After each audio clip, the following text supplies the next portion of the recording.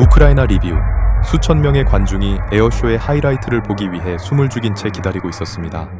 전투기는 하늘에서 고개를 부리며 관중석 쪽으로 날아오고 있었고, 관중들은 환호하며 에어쇼를 관람하고 있었습니다.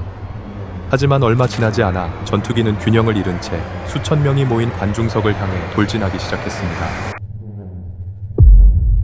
이 영상에는 일부 시청자들에게 불편함을 유발할 수 있는 충격적인 장면이 포함되어 있으니 영상 시청에 주의하시기 바랍니다.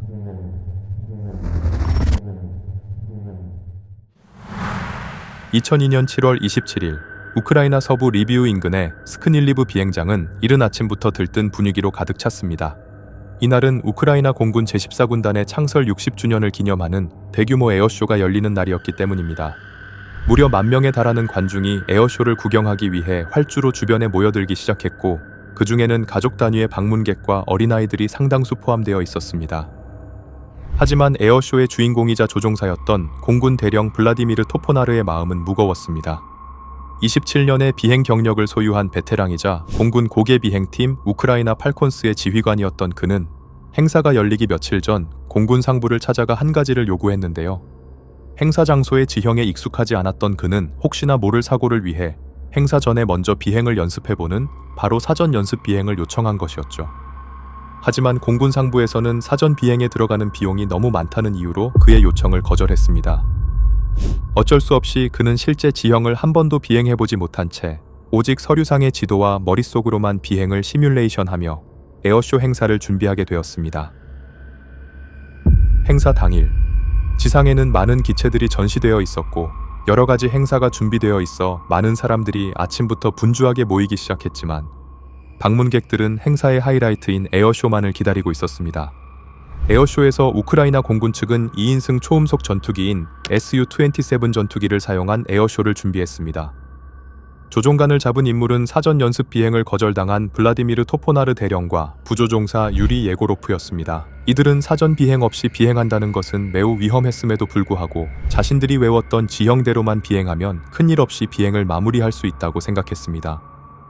하지만 행사 당일 사전 비행 문제보다 더욱 치명적인 문제가 발생했는데 바로 주최 측에서 갑작스럽게 관람석의 위치를 변경한 것이었습니다. 원래는 비행 경로에서 멀리 떨어진 곳에 있어야 했지만 관객들을 활주로 코앞, 즉 비행기가 기동하며 지나갈 위험 반경 안쪽으로 배치한 것입니다. 이곳은 비행 중 기체에 문제가 생기면 비상 착륙하거나 기체를 버려야 할 공간으로 절대 사람이 있어서는 안 될 구역이었죠. 하지만 정작 하늘을 날아야 할 조종사들에게는 관객들이 비행기가 떨어질 수도 있는 위험 반경 위로 비행하게 된다는 사실을 전달받지 못했습니다.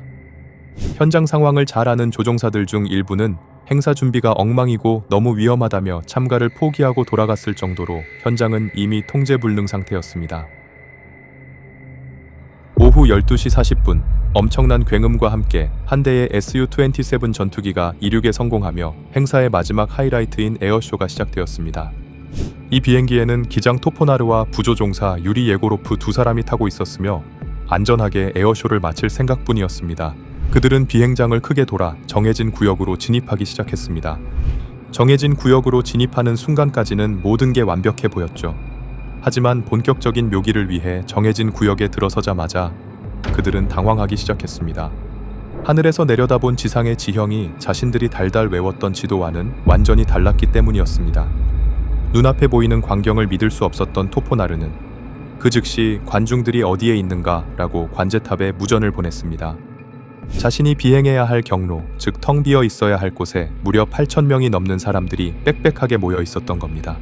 하지만 지상의 비행 통제관은 이 위험천만한 상황을 제대로 파악하지 못했습니다.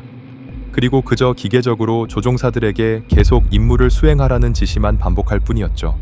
눈앞에 위험이 빤히 보였지만 군인이었던 그들은 결국 명령에 따를 수밖에 없었고 결국 비행을 멈추지 못한 채 그대로 고개를 진행했습니다.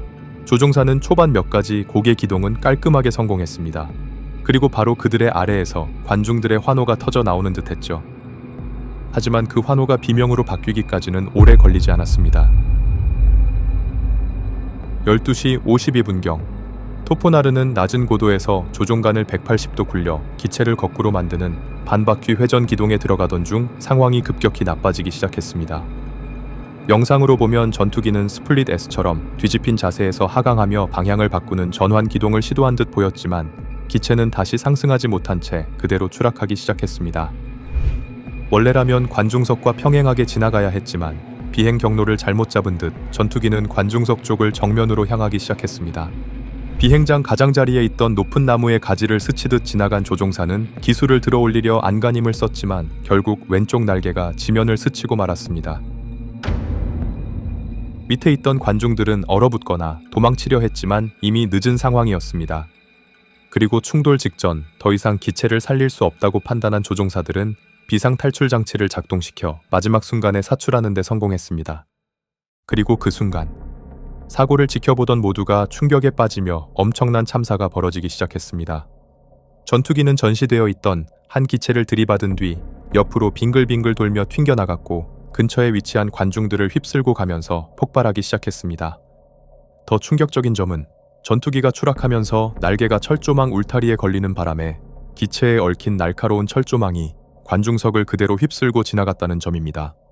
불타는 연료와 전투기의 파편들 그리고 철조망으로 인해 현장은 아수라장이 되었습니다. 현장은 너무나 충격적이라 목격자들 대부분은 정신적 충격을 감당하기 힘들 정도였으며 신원을 알아볼 수 없을 정도로 훼손된 시신도 많아 구조대가 시신을 수습하는 데에도 많은 시간이 소요되었습니다. 부조종사 예고로프가 마지막 순간에 탈출 레버를 당겨 두 조종사 모두를 사출시킨 덕분에 2명은 기적적으로 살아남았습니다. 그들은 참사 현장에서 불과 수백 미터 떨어진 곳에 착륙했고 멀리서 불타고 있는 현장을 그저 바라볼 수밖에 없었습니다. 비행기가 휩쓸고 지나간 자리는 매우 참혹했습니다. 현장에서 77명이 즉사했으며 부상자는 총 543명에 달하는 역사상 최악의 에어쇼 참사가 벌어지고 말았습니다. 부상자 중 상당수는 화상과 골절, 머리 부상으로 병원 치료가 필요했으며 가족 단위 관람객이 특히 많았던 행사였던 만큼 그 여파는 매우 충격적이었습니다. 영상 장면들로 추정했을 때 조종사는 추락 직전까지 관중이 있는 방향을 피하기 위해서 끝까지 기체를 살리려 했던 것으로 보입니다. 하지만 결과적으로는 끝까지 조종을 시도한 선택이 오히려 상황을 악화시켰습니다. 기체가 저고도 및 저속 상태에서 조종 불능인 실속에 빠진 뒤라 기체는 회복할 고도가 없었습니다. 기술을 억지로 들려 한 시도가 오히려 실속을 악화시켰고 기체는 한쪽으로 크게 기울며 결국 관중 쪽으로 쏠려 들어가게 된 것이었죠. 사태가 수습된 이후 조사 결과 당국은 비교적 빠르게 조종사의 책임이 크다는 쪽으로 결론을 내렸습니다. 조종사들은 무모하게 위험을 초래했고 지시를 따르지 않았으며 검증되지 않은 기동을 시도했다는 혐의까지 받게 되었죠. 하지만 조종사들은 곧바로 억울함을 호소했습니다. 그들이 내세운 핵심 주장은 3가지였는데 첫째, 당일 전달받은 비행장 지도가 실제 지상 배치와 달라 관중석 위치가 잘못 표시되어 있었다는 점입니다. 둘째, 사고 전날 스크닐리우 비행장에서 추가 연습 비행을 요청했지만 상부로부터 요청을 거부당해 현장 조건을 충분히 맞춰볼 기회가 없었다는 점입니다. 셋째, 정비 기록상 왼쪽 엔진의 출력이 정상보다 낮게 설정되어 있었던 흔적이 있어 기체 성능 자체가 계획과 달랐을 가능성이 있다는 주장입니다. 하지만 법원은 엔진 문제는 사고 원인과 직접 관련이 없다고 판단했습니다. 그리고 2004년 군사재판부는 결국 조종사들에게 유죄를 선고했습니다. 조종사 토포나르는 징역 14년을 선고받았으며 부조종사 예고로프는 징역 8년을 선고받았습니다. 또한 두 사람 모두 막대한 벌금까지 물게 되었고 여기에 더해 안전관리가 부실했다는 이유로 당시 비행을 관리 감독하던 책임자 2명도 함께 수감되었습니다. 이후 예고로프는 3년 복역 후 석방되었고 토포나르는 8년을 복역한 뒤 2013년에 출소했습니다. 하지만 출소가 끝이 아니었습니다.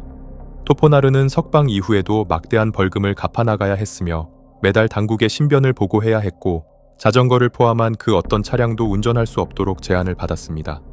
형기를 마친 후에도 토포나르는 자신의 무죄를 주장했습니다. 2013년 인터뷰에서 그는 사고가 자신의 미숙함이 아니라 잘못 설계된 비행구역과 주최 측 판단, 관제 지시에 따른 비행 중 통제 불능 상황 때문이며 자신은 끝까지 기체를 살리려 했다는 취지로 말했다고 밝혔습니다. 사고의 정확한 원인을 두고는 여전히 조종사의 주장과 공식 발표가 엇갈립니다. 하지만 사고의 결과만큼은 부정할 수 없습니다. 2002년 10,000명의 관중이 모인 에어쇼 행사장에서 벌어진 최악의 참사 사고. 오늘의 이야기는 여기까지입니다.